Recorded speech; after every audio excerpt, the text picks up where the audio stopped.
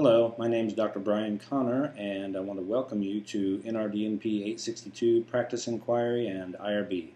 The purpose of this very brief orientation video is just to give you a little bit of the highlights of this course, give you a couple of pointers about things that we really think are most important points for you to understand right from the beginning. So bear with me here. We'll just hopefully try to keep this as brief as possible. The purpose of this course, NRDNP 862 Practice Inquiry and IRB, is to help you write a project proposal, help you develop and write a project proposal, and then eventually to develop a project proposal presentation, a PowerPoint presentation most likely, that you will eventually come to campus to present to faculty for approval. Now, you may also be able to come to do that virtually. So some of you who are out of the area and don't have to come to campus, we may be able to set up a way for you to do your presentations virtually. But for the most part, we like for the students to be on campus and have faculty, probably three faculty members that will approve your project proposal. All that will occur sometime in the first part of April. So the point is, you really don't have much time. Roughly something like 10, 11, 12 weeks or whatever. One of the weeks in there in March is a spring break week, but you don't have a lot of time to get this proposal together. So this is very important, and let me explain the purpose of the DNP project, which is to demonstrate your scholarly competency. It's one of the ways you demonstrate scholarly competency, but it's the most important way. DNPs develop and implement a evidence-based quality improvement project. PhD students develop and implement a dissertation process. The dissertation tends to be much more lengthy for the PhD students. However, we believe that the DNP students, beyond the learning that you do to become a nurse practitioner, the reason you're getting a doctorate instead of graduating with a master's and becoming a nurse practitioner after you pass those boards, the reason you get a doctorate is that the level is it's one step up, and anyone with a doctorate needs to be able to demonstrate their scholarly competency. So that's really the important part for you to know, why you have to develop this project proposal and then get it approved by faculty before you actually implement that project, which will happen once you enter residency. One important point here, some of you, mostly the postmaster students, will enter residency. You may already be in residency coming up this semester while you're developing this proposal, so it's going to be of utmost importance for you, and or if you're not currently in residency but you're starting residency immediately after this semester, which would be the summer semester in May, it's going to be vital that you get through this process, get your project proposal done, work with your faculty member so that you are ready to go and get this implemented.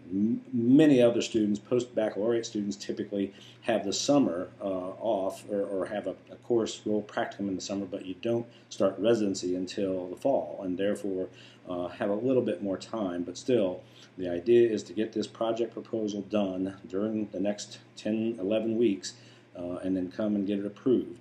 The second part of this is understanding IRB. Now, one of the good points that we'll talk about a little bit more in this course later on is that we've worked hard with the IRB at MUSC to accept a majority of the doctoral DNP projects as quality improvement projects, and therefore we have what's called a quality improvement checklist, and you'll hear more about that during the course. The good news is, as long as your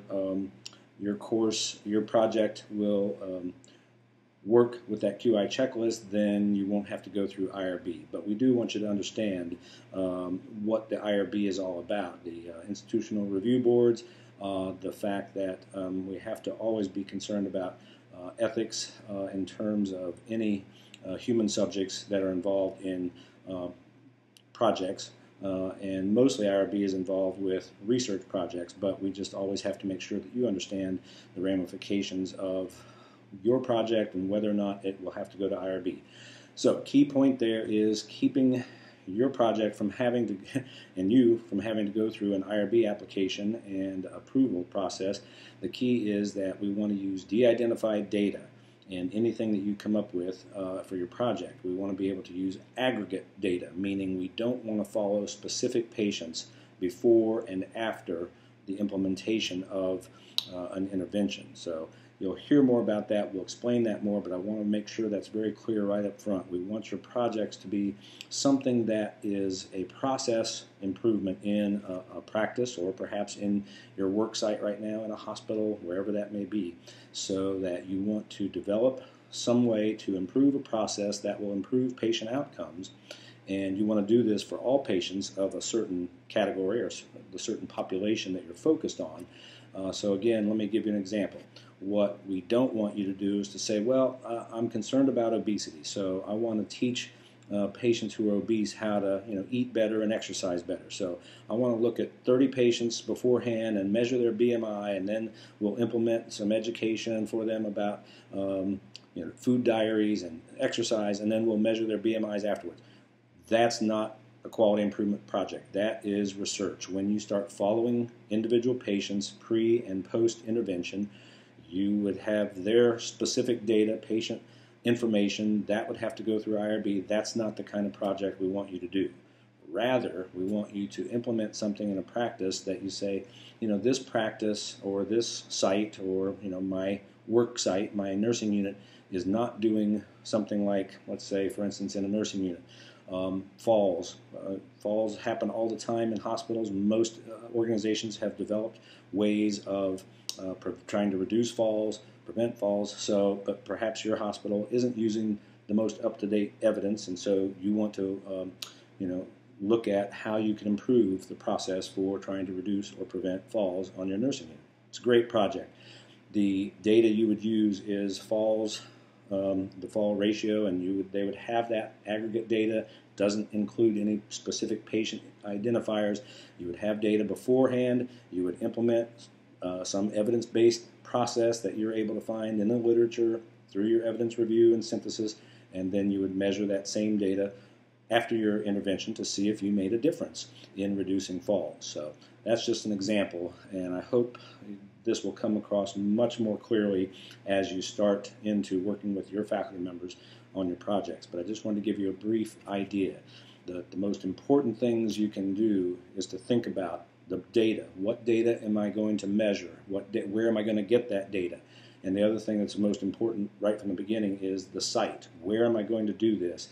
We'll tell you more about how you get approvals. You make sure that there's somebody at your site, whether it's in a practice or whether it's in a hospital unit or wherever you work, but you need somebody who will approve of you being able to do the project there, and then you will also need somebody who's a clinical expert that understands the clinical issue you're working on and will be able to help you make sure that you're on the right track in your intervention. So just a couple of brief points there that I want you to understand. So data is vital to understanding. Where do you get the data? What is it you're going to measure? What patient outcomes are you going to try to improve? And you want to be able to demonstrate that. So your faculty members will help you. We're lucky to have a great ratio. We have about a 1:8 ratio of faculty members to students in this course, so they're able to really spend some time with you. I'm the course coordinator. You can always contact me. Obviously, I'll be following in Moodle, but you'll work directly with your own. I'll have my own group as well,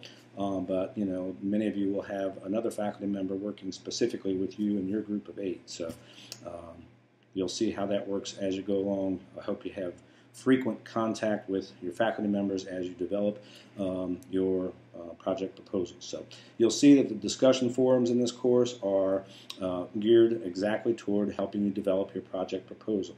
We only ask you to respond to one other student's post. We find real value in you being able to communicate with each other, give each other some feedback, and most importantly, when you get to the point where you do a PowerPoint presentation, you will submit that before you come to gain approval, and you get great feedback, not only from your faculty member, but from another student about your presentation, the content, the way you deliver it. So you'll get a lot more information about all that as we go along.